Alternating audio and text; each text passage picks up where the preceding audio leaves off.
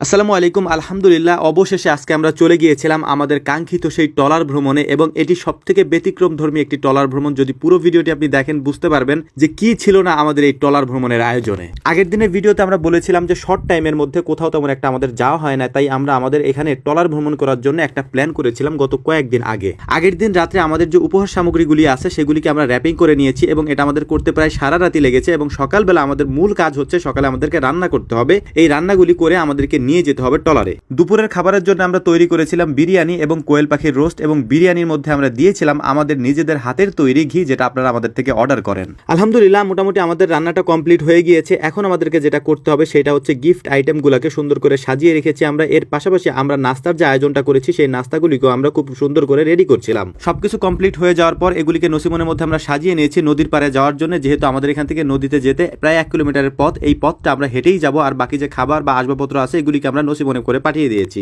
সকাল সকাল আমাদের ট্রলারটাও চলে এসেছে। এই ট্রলারের মধ্যে আমরা সমস্ত কিছু সাজিয়ে নিয়েছি। এর পাশাপাশি একটু গুড়ি গুড়ি বৃষ্টি হচ্ছিল, আমরা টেনশনে ছিলাম বৃষ্টি হয় কিনা। এর জন্য আমরা আমাদের তাঁবুটা নিয়ে গিয়েছি, আমাদের খামারে যে তাঁবুটা থাকে। দেখলাম যে গুড়ি গুড়ি বৃষ্টিটা কিছুক্ষণ পরেই থেমে গিয়েছে। আলহামদুলিল্লাহ, আমরা এখন রওনা দিয়ে দিয়েছি আমাদের গন্তব্য চান্দার বিলের দিকে। এই চান্দার বিল অবস্থিত হচ্ছে গোপালগঞ্জ জেলার একেবারে সদর থানায়। আমি আপনাদেরকে ভিডিও শুরুতেই বলেছি আমাদের এই ট্রলার ভ্রমণ একেবারে ব্যতিক্রম। এটা আমি কেন বলেছি সেই কাজগুলি আপনারা দেখলে বুঝতে পারবেন ইনশাআল্লাহ। আমাদের ট্রলারে কোনো বক্স নাই, গান বাজনার কোনো আয়োজন নাই, এর পাশাপাশি নাচ গান করারও কোনো ব্যবস্থা নেই। তারপরেও কেন ব্যতিক্রম সেটা আপনারা দেখলেই বুঝতে পারবেন। বেলা 11:30টার দিকে আমরা আমাদের নাস্তাটা পরিবেশন করে দিয়েছি সবার মধ্যে। এরপর আমরা একটা জায়গায় গিয়ে আমাদের ট্রলারটাকে থামিয়েছি। এখানে মূলত আমাদের সাংস্কৃতিক অনুষ্ঠানের কিছু আয়োজন আমরা সেরে ফেলবো ইনশাআল্লাহ। যে মাঠের কাছে আমরা আমাদের ট্রলারটা থামিয়েছি এখানে মূলত আমরা আমাদের ফুটবল ম্যাচের আয়োজন করব এবং দৌড় প্রতিযোগিতার আয়োজন করব। প্রথমেই আমরা ফুটবল ম্যাচটা সেরে নিচ্ছিলাম আমাদের কয়েকটা গ্রুপে বিভক্ত হয়ে, যেহেতু আমরা অনেক লোক একসাথে এসেছি। যে কারণে আমরা যেহেতু সবাই একসাথে খেলতে পারবো না, তাই আমরা 3টা গ্রুপ করেছি, অর্থাৎ প্রত্যেক গ্রুপে 11 জন করে প্লেয়ার আমরা ভাগ করে নিয়েছি।